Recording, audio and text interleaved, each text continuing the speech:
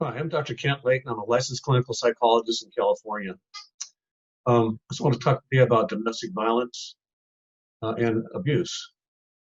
It can be physical, it can be sexual, it can be threats, and it can be emotional.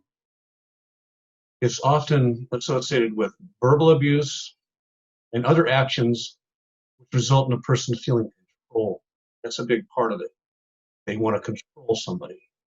They'll say when they can call on the cell phone, who they can call. They tend to want to control the money, what the person does, and where they go. That's where a certain kind of personality is more vulnerable to domestic violence.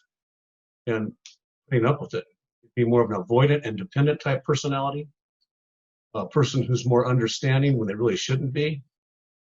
The warning signs are the person has emotional strain, marks and bruises, physical damage, and emotional withdrawal. They'll often try to defend their partner, by the way. There's been many domestic violence cases where the police would come and they try to take the person away. And the abused person would actually beat on the policeman and then not agree to prosecute. In the state of California, the police are allowed to prosecute now. So the perpetrator, either one of the two people is going to go to jail if that happens. Go out there. They don't like going back more than one time, and that's why these laws have been enacted. There's yelling, swearing, name calling, mocking, insults, intimidation, and humiliation with this. And also the perpetrator denies that they're abusing the victim. They blame it on them. The personality traits of an abuser they're often emotionally intense, possibly they're charming. Charming can be a sign of a charming person or the sign of a psychopath or sociopath, which means they really don't care about hurting other people.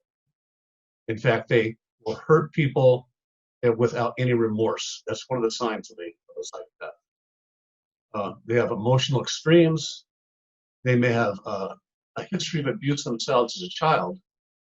Now, this is an interesting part where most people, when they're abused as a child, would be protective and never allow themselves or others in their family to be abused. However, others see that as a way to behave. They tend to follow that pattern of abuse. You'll see children in a family, especially boys, if the adult male is abusive, they'll tend to be abusive to the mother in a similar manner. And also at school, they'll often be abusive to teachers as well. And that's one of the signs that there's some abuse going on in the family. Drugs and alcohol is associated with it. Alcohol is a disinhibitor. Therefore, people will be more abusive if they are intoxicated. Also, being a very controlling person is a big sign of this problem. And inflexible judgment. Treatments available are cognitive, behavioral, interpersonal therapies. Also, there's dialectical behavioral therapy, which helps with emotional regulation. And if a person has post-traumatic stress disorder, where they've had a lot of stress and a lot of abuse, they'll have startle response, fear, nightmares, scanning, they're not being protected or safe. And then there's more like emotional dysregulation and problems at social, their jobs, and at free time. Therefore, a higher level of care is necessary. I want to explain now the tipping point. I'll say, why does that person stay in the abusive relationship? Because the perpetrator starts out nice and they get more and more abusive until the abuse becomes over 50% or so miserable. And the person escapes, leaves, goes away for a while. And a phenomenon called, it was so good before, and it's called a euphoric recall. They go back to the perpetrator. And then it escalates again after loving contrition, flowers, friendliness, and then more pinching, hitting, and finally abusing again. And it goes makeup, breakup, makeup, breakup. And the friends are saying, why do you keep going back? And it's makeup, breakup until it's over 51 or more % miserable. And then the person will leave the situation. Then it's important they don't find the similar personality. They may have confused abuse for love.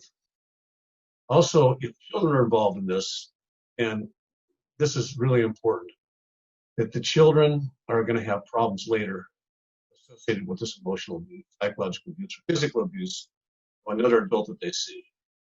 So it's the responsibility of a parent to protect the children. And again, there's this. I'm Dr. Kent Layton, and we're from Brilliant Start Clinic, but there's domestic violence help wherever you want to get it. There's hotlines available.